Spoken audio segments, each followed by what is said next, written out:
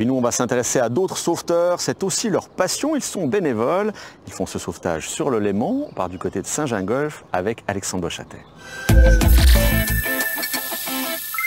Aujourd'hui, quelques membres de la société de sauvetage se préparent pour la première sortie de l'année à bord de leur emblématique baleinière. On aime notre patrimoine, on aime le préserver. C'est vrai que c'est des bateaux qui ont bientôt 100 ans. C'est sûr que c'est un boulot d'entretien, mais c'est aussi une fierté après de savoir que nos ancêtres ont ramé sur ces bateaux et qu'on continue à perpétuer cette tradition, quoi.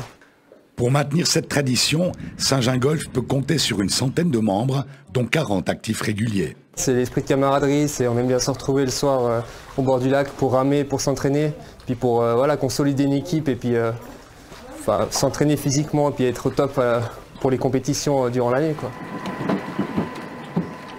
Nous, on s'entraîne 2 fois par semaine. Et début de saison, on essaie de faire un peu de fond parce que sortie de l'hiver, il faut décrasser un peu. Et après, au cours de la saison, on se met à faire un peu des virages. L'exercice demande une parfaite synchronisation. Les rameurs doivent rester solidaires. Il faut vraiment qu'on soit les 8 ensemble, parce qu'on doit déplacer ce bateau qui fait environ 2 tonnes.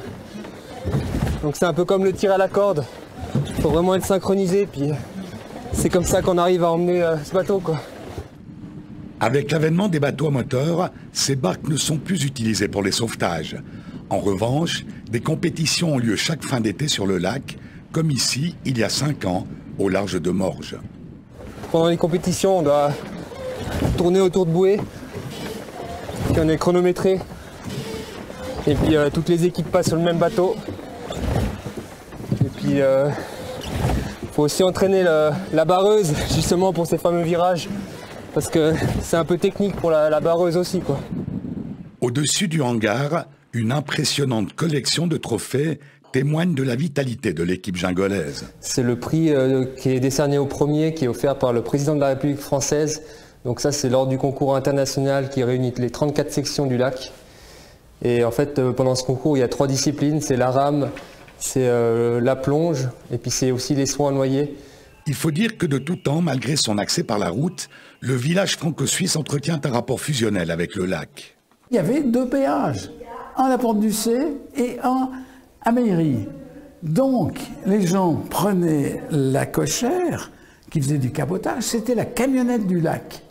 Ils traversaient pour se rendre à Vevey. À Saint-Gingolph, le musée des traditions des débarques du Léman témoigne de l'importance lacustre pour la région. Une solidarité sur le lac.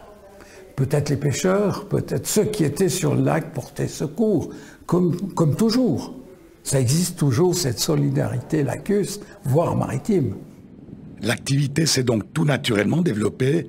Les 34 sections d'intervention comptent aujourd'hui plus de 2000 sauveteurs tout autour du lac Léman. Il faut aimer la vie des sociétés, il faut avoir du temps. C'est vrai que c'est un investissement au niveau du temps, puis il faut être passionné par le sauvetage en général.